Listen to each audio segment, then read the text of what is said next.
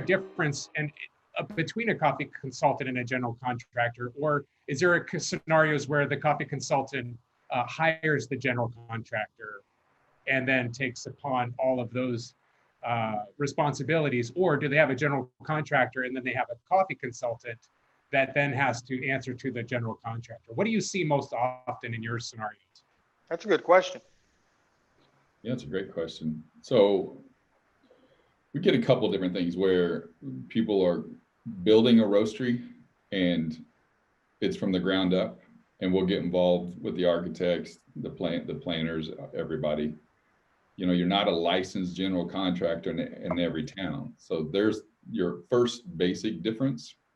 But as far as the layout, the time motion studies, the power, all those kinds of things, we get very involved into those, because to us, it's a study in labor and laying that thing out properly.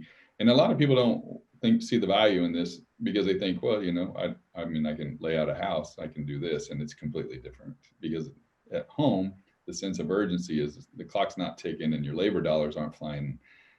Home is a different layout. Let's agree to that. So we use things like height, you know, to put a grinder over a packaging machine, and we go up instead of out. Sometimes we get creative and do those kinds of things. And then we have a lot of things that are compliance based that we have to bring into play, you know, OSHA and lots of cool stuff like that. So it's a big piece of mind. And a lot of times we work hand in hand with the contractors, and we'll say, this is where we need to get to. And they'll say, this is how we have to travel there.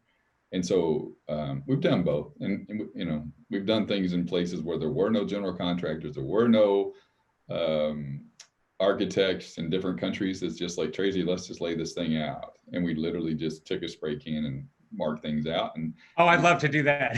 Yeah. That'd be great. Or chalk, it depends. Spray paint would be nice. That's good. 50,000 square foot metal buildings, and we've got that, have you know, a budget to do things right from the beginning and have a great first in, first out in the flow, and LEED certified and all that kind of stuff. So it's really a matter of letting the experts be the experts. So I know what it needs to look like when it's done, and the contractor helps get us there.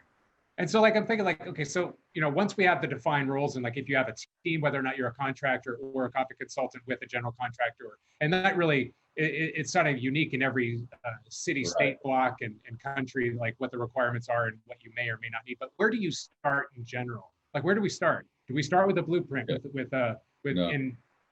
is it, what do we got? What they would say is, I'd start with a budget. Yeah, here's our plan. This is how much coffee we want to produce in a given time. That's where you start, because that's how you start to amp up from the equipment purchases. You can start doing labor projections. You can do green coffee projections. All that comes into play based on how big a box do you want to build and how much volume do you want to go through it. And so Marty's right. You start on paper with the P&L. And when you do that, like when someone says, well, I want to build a coffee roasting company and I want to get like a UG22 because I think they look really cool, and they are, and I like them. Those cool. Pro bats are beautiful. Mm-hmm. But is that like a projection of 2 years, or is that a projection of 5 years? Or what do you suggest is that a suggestion that you would give, or do you just listen and say, like, okay, they're thinking 2 years ahead about their volume and their growth and looking at the market? Like, is it a viable growth also? Like, do you give like, well, I don't think that's going to be possible? No, we build it for the 10 years. So we want to know where you're going to be year 3, year 5, and year 10. And so just because they want a UG22, they're super cool, and we love everything about them that we love about them. But at the same time, we also, in that same plan, have made sure that the gas and the power is in place to plug in the next larger size roaster, which a half bagger or full bagger or whatever it is. And they tend to keep the UG because it's important to them, right? Why would you get rid of it? Yeah, but the production amps up, and the poorer UGs just can't, they can't hang with that kind of production.